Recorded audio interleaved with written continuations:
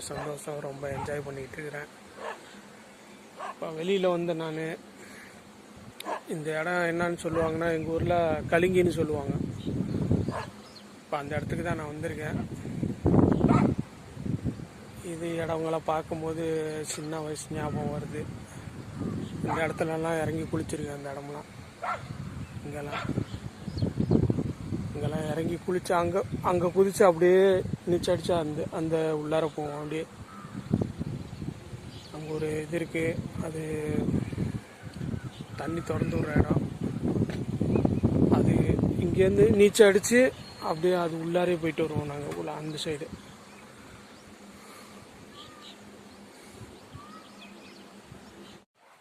இந்த இடத்துல எல்லாம் குளிச்சிருக்கேன், நல்லாயிருக்கும். இது வந்து எங்கள் ஊரில் ஒரு